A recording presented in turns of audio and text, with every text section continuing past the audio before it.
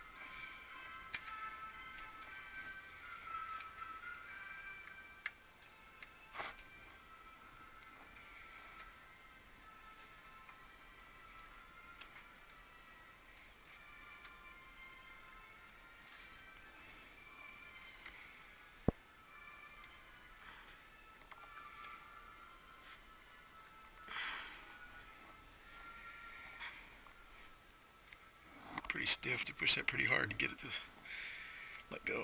Push the toggle lock, a little teeter-totter lock I call it.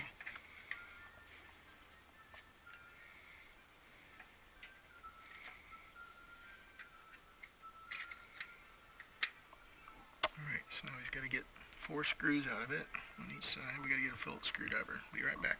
Okay, I found this screwdriver, which is, it's got a little grip on it. It's a little too small, and it's a flat tip. And I have Phillips heads here, but in there you can see that the tip fits in one of the slots for the Phillips. Alright, these are spring-loaded, apparently, spring-loaded screws. So it maintains a nice tight connection against the CPU for heat transfer.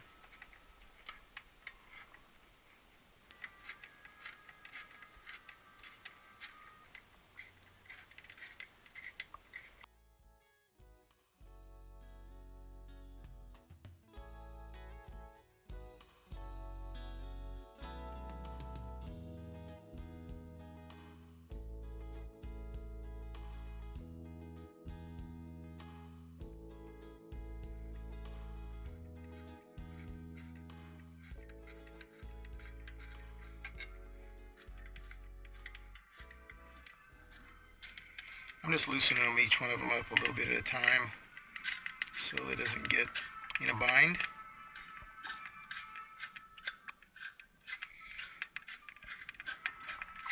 I don't think one of those really big coolers would fit in this case. I haven't actually measured the dimensions, but they show some of those really big coolers going on top of these CPUs. This case is a mini tower. I just don't know how much you could really accommodate in here. It's one thing about building custom computers, there's a lot of issues that have to be considered before you can add an aftermarket component. Seems like when it gets all the way out, it's sort of popping free. So make sure they all seem to be free. That one seems to be free. See if it'll lift off. Yep, there we go. It's that difficult. Oh, look at the dust. Oh my God, look at all the dust. Okay.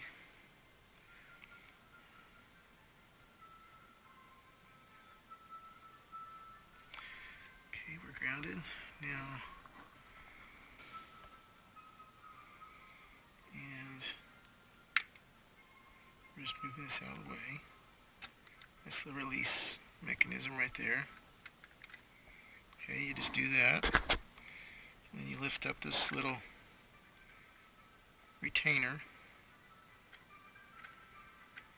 which it might come off. Nope, just comes up like that. And now we need to gently, this is where you need your fingernails. So if you just recently cut your fingernails, you're thinking, oh, I did it a little too soon. Okay, so there's the old one. It's nice and clean on the bottom. Here's the new one. They look pretty much identical.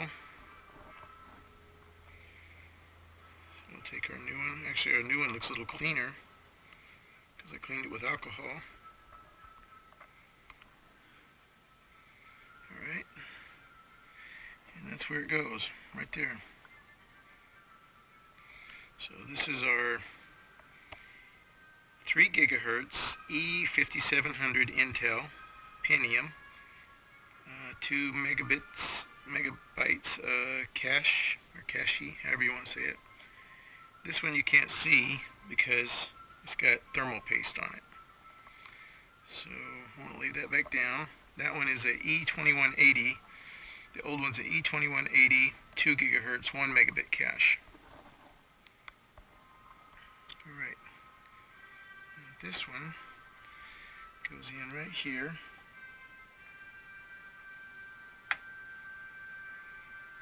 Like that. It is installed. Put this back down.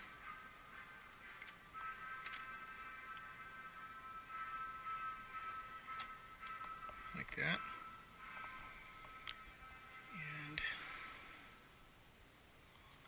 this goes back on like this.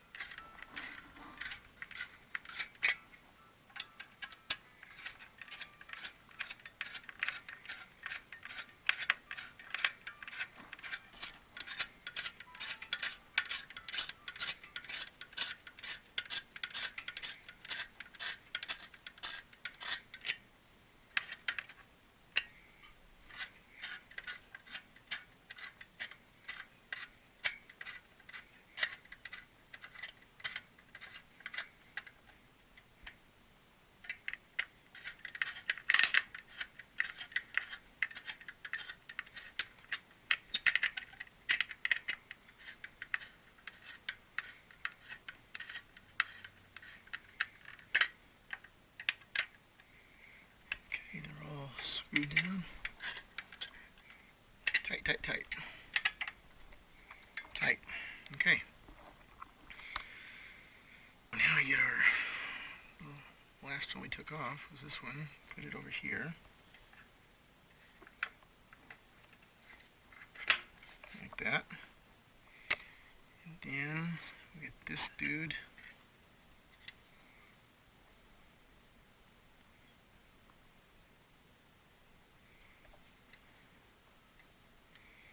Lines up to that. There's a guide there, like a plastic guide. You put the little channels on the side where the guide is. Easier said than done.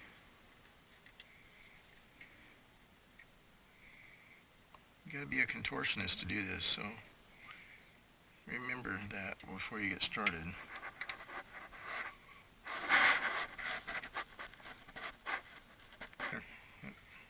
Don't force anything when you do this. Make sure you have everything lined up before you apply pressure. Sometimes it requires a little bit of pressure, but if you're pushing really hard, you're probably going to break something. So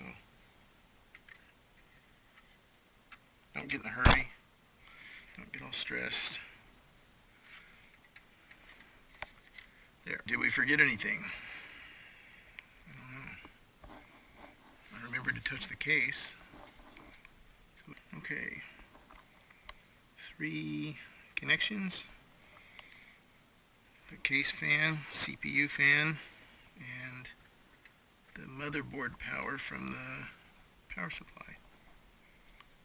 Alright, we'll see if we have a working computer. The moment of truth has arrived. Got the computer put all back together. Got our monitors plugged in. Got our watch back on.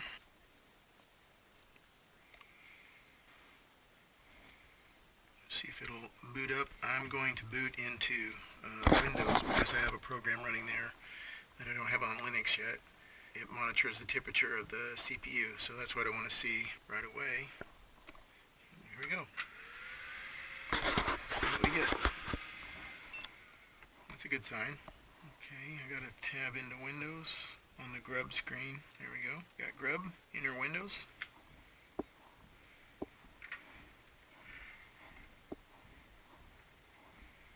We're going into Windows. I don't need to check my disk. I'm hitting the space key. Come on. It doesn't seem to accept this until the last second. Yeah. Now it's gonna... Oh, it's gonna check it anyway. It's bull crap. Bull crap. What happened here?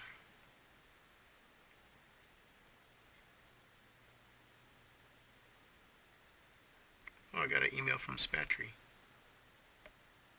Cool. We're almost done, Spatry. We'll be back online. The old CPU ran at about 28 degrees at idle, and it would go up to about 40 video processing.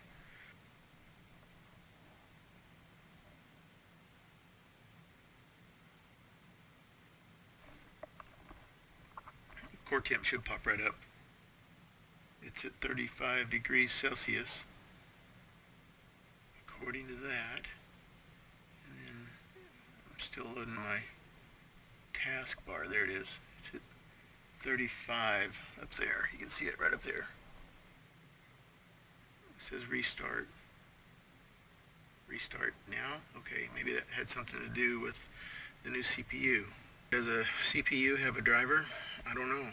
If somebody knows, comment on this video in the comments below. Thank you kindly. Okay, this will go into grub. Here's grub. Tap down to Windows 7. Enter. Boot Windows. I really want to get some thermal paste and go in there and clean the heatsink and put fresh thermal paste between the CPU and the heatsink, but I just used the heatsink the way it was with the existing old thermal paste on it, which is not the best. It's at 35 degrees C. It says here the TJ Max is 100 degrees. It is recognizing the Wolfdale 2M processor. Looks like it's running close to 3 gigahertz, 2991.95. It just shot up to 51C, 35C. Anyway, you can get this program, Core Temp 1.0 RC6, for free to monitor the temperature of your CPU. Looks like it's pretty stable at 35 degrees. Alright, up here, I'm going to change my settings, so keep an eye on my temps there. Right click. Oh, here we are, over here, under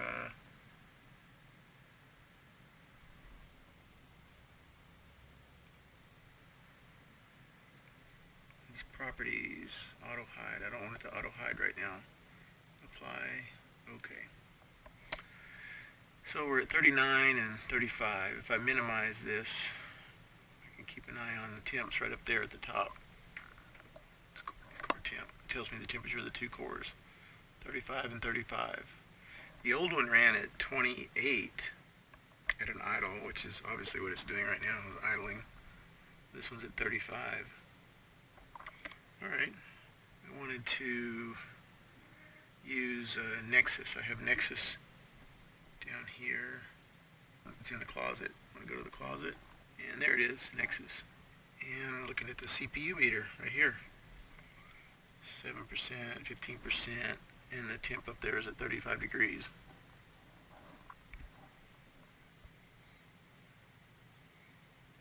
It's definitely idling.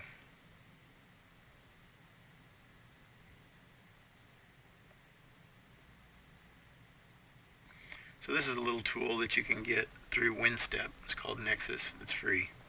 They have a paid version if you're really into more bells and whistles, but this is free. It's pretty easy to use dock system. It's an easy way to monitor your system.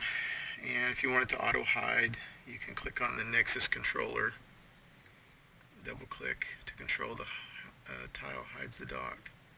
If you right click on it, it's enable auto hide. So there, now it'll auto hide. If you want to see the dock, just put your pointer down toward the bottom, it pops up. If you want it to stay on all the time, then change your settings. But I just wanted to see it's idling. The temperature is at 35 degrees still. Okay, so it's been running a while. Temperature is not changing, so it's a good sign. I want to go into a video. I have some completed projects here, and I just want to play a video while I'm watching the CPU. Alright, so there's our video. And we're running at 37%, 40%.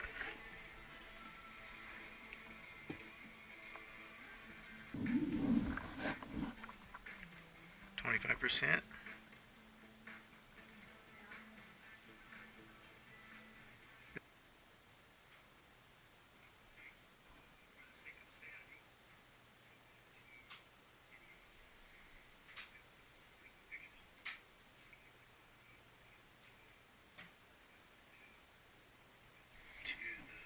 So it's staying at 35 or 40 degrees.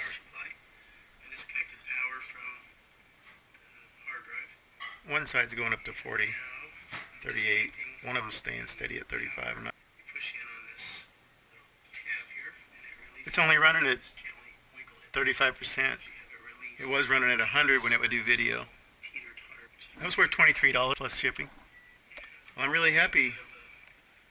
The CPU seems to be running cool. Of course, I'm not doing any video rendering. We'll do that later. I want to get this core temp, if possible, in Linux to monitor CPU temperature. Man, that's exciting. I got to send a feedback to the guy that sold me this and tell him everything's working. I really appreciate it.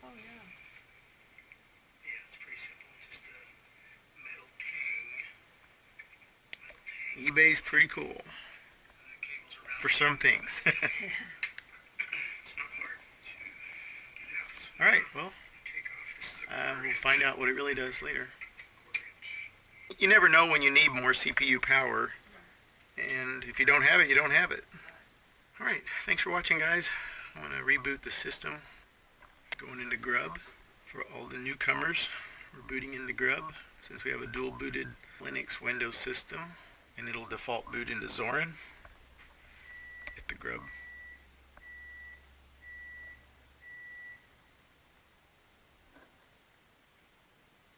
You notice I didn't touch anything. It just went right into Zorin. Alright, that seems to be working. Got it. Gotta write this stuff down. Might be an ace in the hole.